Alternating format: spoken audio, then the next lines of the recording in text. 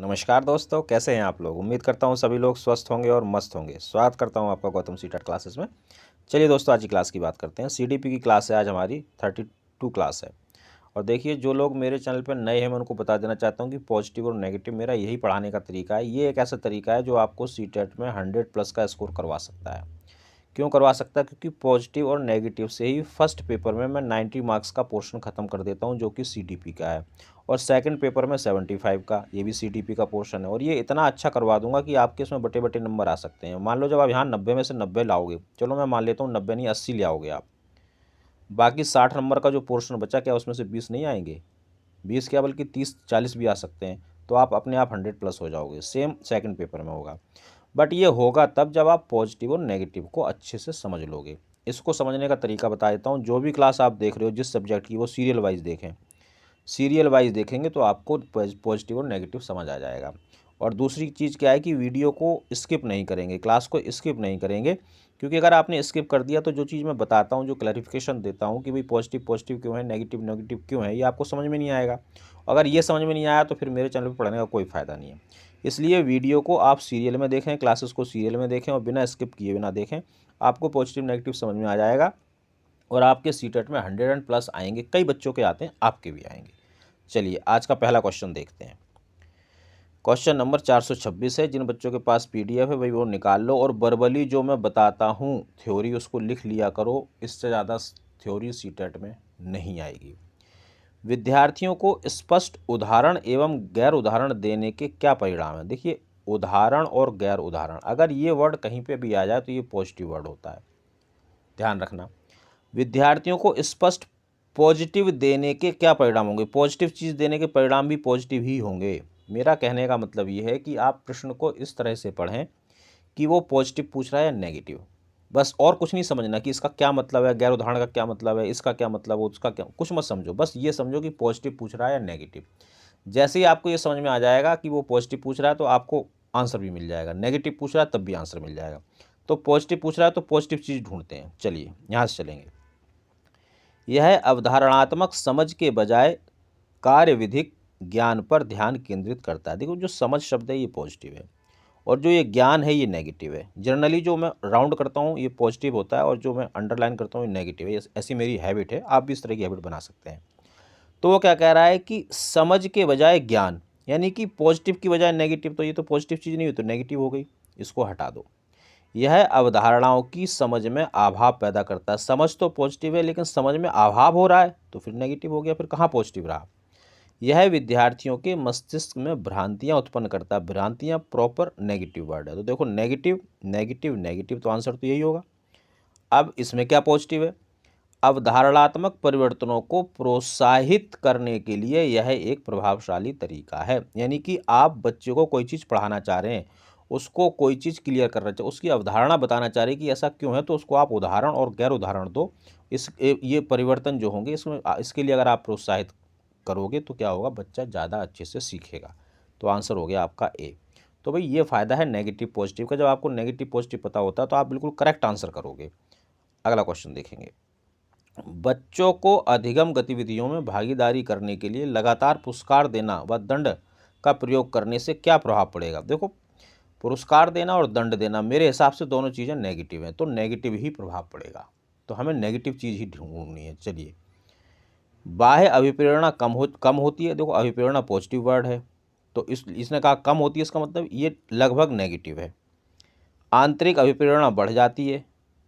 अब इसमें अभिप्रेरणा वर्ड आ रहा तो ये पॉजिटिव है, हमें ढूंढना नेगेटिव है।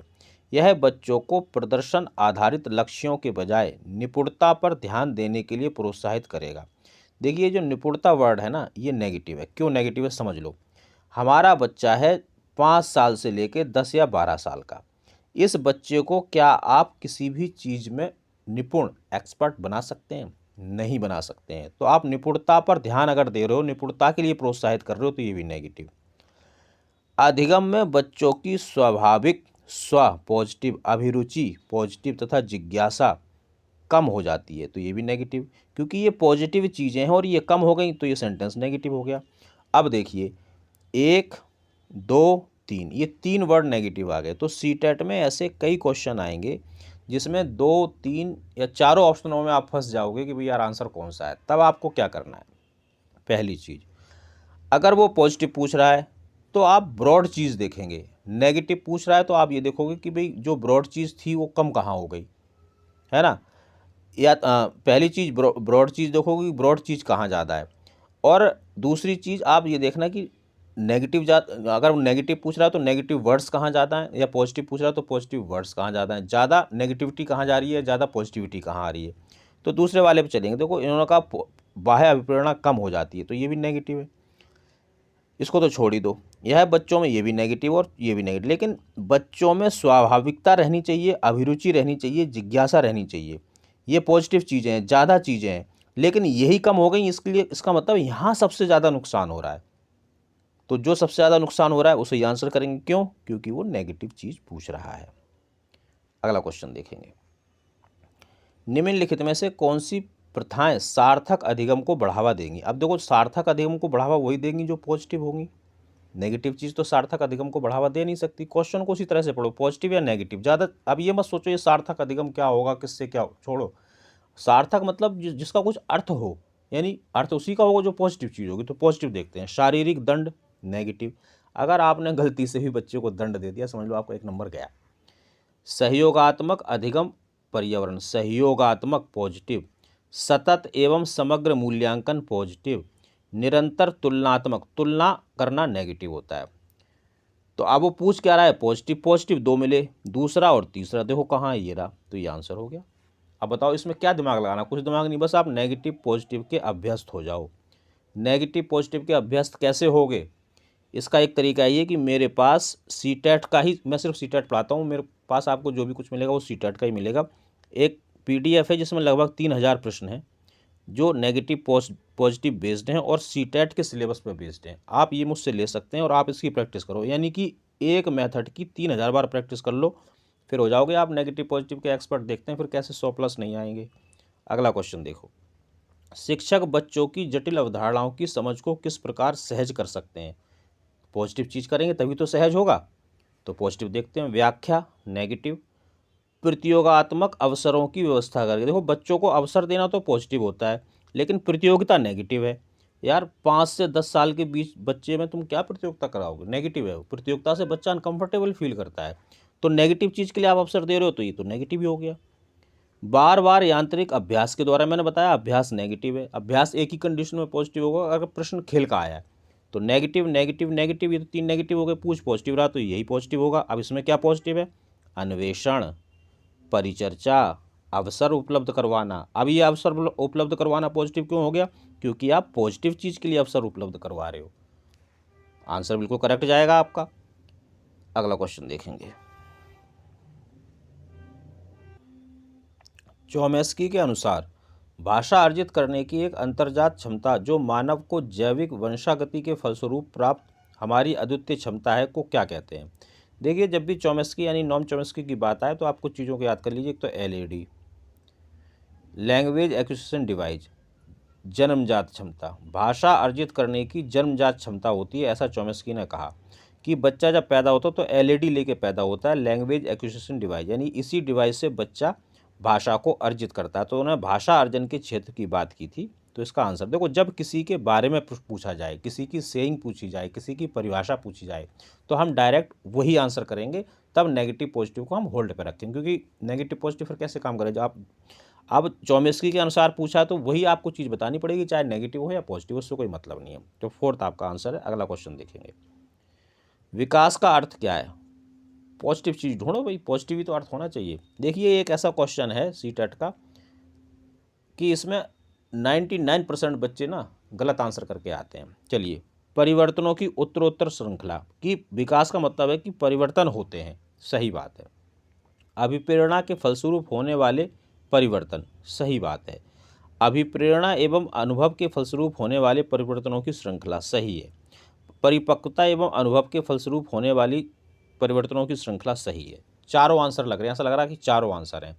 अब जो नेगेटिव पॉजिटिव है ना, हम मेरा नेगेटिव पॉजिटिव का मेथड है, यही एक मेथड ऐसा है जो आपको करेक्ट आंसर पे ले जाएगा। अब देखिए, परिवर्तनों की श्रृंखला, इसने कहा ठीक है परिवर्तन होते हैं, किस तरह के होते हैं, कैसे होते हैं, इसके बारे में कोई बात नहीं की। तो इसको थोड़ा होल्ड पर रखेंगे। अभिप्रेरणा पॉजिटिव वर्ड है, अभिप्रेरणा और अनुभव पॉजिटिव वर्ड है, अनुभव पॉजिटिव वर्ड है। अच्छा, एक थोड़ी देर के लिए रुक जाओ। आप सोच रहे हो कि आंसर डी है। मैंने इसको फेसबुक पे पोस्ट किया इसी क्वेश्चन को, और बहुत बच्चों ने इसका आंसर डी दिया है। डी आंसर सही है, लेकिन कैसे सही है, ये आपकी सोच के हिसाब से सही। आपने जो सोचा, आपने अपने स्तर से सोचा। अगर आप बच्चे के स्तर से सोचते ना, तो आप सी को आंसर नहीं करते, आप डी को आंसर नहीं करते, आप सी को आंसर करते। ये जो परिपक्वता जो वर्ड है ना, ये नेगेटिव है। वैसे देखो सीटेट में कुछ नेगेटिव पॉजिटिव नहीं है, मेरा ही तरीका है, और मेरा वो तरीका है कि आपको आंसर मिलना चाहिए। अब परिपक्वता क्यों नेगेटिव है? देखो, हम जब सीटेट पढ़ रहे हैं तो हम जिस बच्चे की बात कर रहे हैं वो बच्चा है 5 से लेकर 12 साल तक का। मैंने अपर प्राइमरी भी ले लिया, 13 कर लो। ये बच्चा क्या यहाँ पे परिपक्व हो गया है? क्या परिपक्वता की मीनिंग समझता है? ये बच्चा नहीं समझता, लेकिन आप समझते हो, इसलिए आपने आंसर डी किया। अगर आप बच्चे के हिसाब से सोचते ना, तो आंसर होता अभिप्रेरणा और अनुभव के फलस्वरूप होने वाले परिवर्तन। बच्चे को आप अभिप्रेरित कीजिए, आप बच्चे से कहिए बेटा हाँ ऐसे करो, बेटा वैसे करो, फिर जो वो अनुभव होगा वो बच्चे का विकास है। देखिए, सीटेट में बच्चे के हिसाब से ही सब कुछ करना है, और मेरा जो नेगेटिव पॉजिटिव वो वही करवाएगा आपसे। अब देखिए, अभिप्रेरणा पॉजिटिव था, ये भी पॉजिटिव, ये भी पॉजिटिव, ये तो नेगेटिव हो गया। ए में ना कुछ नेगेटिव ना कुछ पॉजिटिव। लेकिन अब इसमें देखो, जब आप दो में फंस जाओ, अभी तो चारों में फंसे थे ना, अगर आप गौतम सीटेट क्लासेस में हो तो आप दो में फंसे हुए हो, बी में और सी में, क्योंकि ये भी पॉजिटिव है। तो अब देखो, यहाँ अभिप्रेरणा और अनुभव दो चीज़ों की बात हो रही है, तो ये ज़्यादा ब्रॉड है ना। और मैंने कहा कि जब आप दो में फंस जाओ तो सबसे पहले ये देखो कि ब्रॉड ज़्यादा संभावनाएं कहाँ हैं, बच्चा ज़्यादा कहाँ सीखेगा, बच्चे का भला कहाँ ज़्यादा होगा, बच्चे को कहाँ अवसर ज़्यादा मिलेंगे। तो क्योंकि आप अभिप्रेरणा दे रहे हो और वो अनुभव कर रहा है, इन दोनों से जो उसमें प्रगति होगी वही उसका विकास है। तो आंसर इसका होगा सी। फेसबुक पे मैंने ये डाला, और मैं आपको बताऊं सब लोग D D D D answer कर रहे हैं, जबकि डी आंसर नहीं है। परिपक्वता आपका नेगेटिव वर्ड है, क्योंकि यहाँ तक का हमें बच्चा मिल ही नहीं रहा है सीटेट में, तो इसकी बात नहीं करेंगे। वैसे कुछ नेगेटिव पॉजिटिव नहीं है, बस ये मेरा अपना तरीका है कि आपको सही आंसर पे ले जाएगा। अगला क्वेश्चन देखेंगे। विकास के संदर्भ में निम्न में से कौन सा कथन सत्य नहीं है? अब आपने अपने आप ही कह दिया नेगेटिव ढूंढो, तो नेगेटिव ढूंढ लेते हैं। विकास की प्रत्येक अवस्था में अपने खतरे हैं, सही बात है। बी थोड़ा छोड़ देते हैं। सी देखो, विकास सांस्कृतिक परिवर्तनों से प्रभावित होता है, बिल्कुल। देखो, जो आपका डेवलपमेंट होता है, आप किस संस्कृति में रहते हैं उससे फ़र्क पड़ता है। मान लो आप गाँव में रहते हो, है ना, आपकी गांव की संस्कृति है, तो आपके जो पहनने का, उठने का, बैठने का तरीका अलग होगा, सोचने का तरीका अलग होगा। आप शहर में रहते हो, वहाँ का अलग तरीका हो। आप किसी आश्रम में रहते हो, आपकी सोच का अलग तरीका होगा। तो ये संस्कृति से प्रभावित होता है, ये बात सही है। विकास की प्रत्येक अवस्था की अपनी विशेषताएं होती हैं, ये बात भी ठीक है। बस यही बात गलत है। क्यों? विकास उकसाने या बढ़ावा देने से नहीं होता है, इसलिए ये नेगेटिव है। देखिए, यहाँ उकसाना या बढ़ावा देने का मतलब प्रेरणा देने से विकास होता है। इन्होंने कहा नहीं होता है, तो भाई ये नेगेटिव हो गया। आगे बढ़ जाइए। निम्न में से कौन सा विकासात्मक कार्य उत्तर बाल्यावस्था के लिए उपयुक्त नहीं है? अब ये थोड़ा सा बाल्यावस्था की आप वो समझ लीजिए। देखिए, 2 से 5 से 7 से 11 ये होती है हमारी प्रारंभिक बाल्यावस्था, ये होती है मध्य बाल्यावस्था, और ये होती है उत्तर बाल्यावस्था। ये ईयर्स की बात कर रहा हूँ जो बच्चे की होती है। तो वो कह रहा है कि इस वाली एज ग्रुप में कौन सी चीज़ नहीं होती है। तो देखो, 11 साल तक के बच्चे, आपने भी देखा होगा, ये पुरुषोचित और स्त्रीचित सामाजिक भूमिकाओं को प्राप्त नहीं करते हैं, है ना। तो ये इसके लिए गलत है, उपयुक्त नहीं है, यानी कि जो चीज़ गलत है, नेगेटिव ढूंढनी। तो ये चीज़ बच्चों में नहीं होती है। बच्चा, आपने देखा होगा 11 साल के लड़का लड़कियां साथ साथ खेलते हैं, लेकिन जब इससे अगली उम्र में जाते हैं तो फिर उनमें परिवर्तन आने लगते हैं। तो फिर वो अपने आप को अलग अलग, कि भाई मैं लड़का हूँ, मैं लड़की हूँ, वो मानने लगते हैं। बाकी की जो 3 चीज़ें, कि सामान्य खेलों के लिए आवश्यक शारीरिक कुशलताएँ सीखना, बच्चे सीखते हैं। व्यक्तिगत आत्मनिर्भरता प्राप्त करना, ये भी होता है बच्चों में। अपनी हम उम्र के बालकों के साथ रहना, हम उम्र चाहे वो लड़का हो, बॉयज़ हो, चाहे लड़की हो, वो रहना शुरू करते हैं। लेकिन जैसे ही 11 से ऊपर जाएंगे, 12-13 साल में युवावस्था जैसी आ जाती है, तो तब वो पुरुषोचित और स्त्रीचित सामाजिक भूमिकाओं को प्राप्त करते हैं, उत्तर बाल्यावस्था में नहीं करते हैं। तो आंसर आपका सी। ये थ्योरी का क्वेश्चन था, तो थ्योरी की तरह समझा दिया। अगला क्वेश्चन देखेंगे। एक प्राथमिक विद्यालय की अध्यापिका बच्चों को एक प्रभावशाली समस्या समाधानकर्ता बनने के लिए किस प्रकार से प्रोत्साहित करेगी? पॉजिटिव चीज़ से करेगी भाई, नेगेटिव से तो कर नहीं सकती। तो आप पॉजिटिव वर्ड्स देखेंगे। प्रत्येक कार्य के लिए भौतिक पुरस्कार देगा। पुरस्कार या दंड नेगेटिव। केवल, मात्र, ही, सिर्फ, एकमात्र, कहीं पे भी लिखा हो नेगेटिव। गलत उत्तरों को स्वीकार करने पर दंडित करना, दंडित करना नेगेटिव। तो भाई नेगेटिव नेगेटिव नेगेटिव, तो 3 नेगेटिव होगा, तो आंसर तो यही होगा। अब इसमें देखो क्या पॉजिटिव है। बच्चों को सहजनाभूत पॉजिटिव, अनुमान लगाना पॉजिटिव, प्रोत्साहित करना पॉजिटिव, मंथन करना पॉजिटिव। इसमें 4 पॉजिटिव आ रहे हैं, आंसर कर दो। अब देखो कितना आसान है नेगेटिव पॉजिटिव के, अगर आप अभ्यस्त हो गए हो फटाफट आपको आंसर मिलेगा। Negative negative negative, positive positive positive, answer. Question पढ़ने की भी जरूरत नहीं पड़ेगी जब आप इसके अभ्यस्त हो जाओगे। अगला क्वेश्चन देखेंगे। निम्नलिखित अवधि में किसमें शारीरिक वृद्धि एवं विकास तीव्र गति से घटित होता है? तो भाई देखो सबसे ज़्यादा जो विकास होता है वो होता है बाल्य अवस्था में। अब इन्होंने प्रारंभिक भी कर दिया, मध्य भी कर दिया, ये भी कर दिया, वो भी कर दिया। तो जो प्रारंभिक बाल्य अवस्था होती है इसमें सबसे ज़्यादा विकास होता है, सबसे ज़्यादा। इसके लिए कहा भी गया है कि बच्चा शुरू के 6 वर्षों में जितना सीखता है ना, उतना आने वाले 12 वर्षों में भी नहीं सीखता है। ये सेइंग है किसी थिंकर की, मुझे नाम ध्यान नहीं आ रहा। अब इन्होंने इसके साथ शैशवावस्था जोड़ दिया, तो आप इसको भी ले लो। प्रारंभिक बाल्य अवस्था में सबसे ज़्यादा विकास होता है, किसी भी फील्ड में हो, चाहे सामाजिक आप विकास हो रहा है, बौद्धिक विकास हो रहा है, संवेगात्मक विकास हो रहा है, कोई सा भी विकास हो रहा है, सबसे ज़्यादा प्रारंभिक बाल्य अवस्था में होता है। अब क्योंकि उन्होंने शैशवावस्था भी जोड़ा है तो आप इसको इसके साथ ही लेके चलेंगे। ये आपका आंसर है। तो दोस्तों किशोर अवस्था की तो हमें बात ही नहीं करनी, व्यस्क जो है अडल्टहुड, इसकी भी बात नहीं करनी, ये तो बिल्कुल ही नेगेटिव है। और बाकी ये देखो थ्योरी का क्वेश्चन था तो मैंने थ्योरी के हिसाब से समझा दिया है, नेगेटिव पॉजिटिव की बात नहीं हो रही है। तो मित्रों ये क्लास की उम्मीद करता हूँ आपको अच्छी लगी होगी। सीटेट को क्रैक करने में आपके बहुत काम आने वाली है क्लास। कमेंट करके अपना स्कोर बताएं और कोई कमी है वो बताएं, अच्छा ही है तो वही बताएं तो मुझे अच्छा लगेगा। लाइक करोगे तो आप समझ रहे हो, लाइक करना तो अच्छा लगता ही है सबको। बाकी भाई सीटेट से रिलेटेड कोई भी दिक्कत है आप इस नंबर पर मुझे मैसेज कर सकते हैं, मैं आपको बिल्कुल आंसर करूँगा। शेयर कीजिए और लोगों का भला होगा। सब्सक्राइब करोगे और नोटिफिकेशन बेल को ऑन करोगे तो आपको हर क्लास का नोटिफिकेशन मिलेगा, जो कि बहुत ज़रूरी है। तो चलिए मित्रों मिलेंगे अगली क्लास में, तब तक आप सभी लोग मेहनत करते रहिए, स्वस्थ रहिए और मस्त रहिए।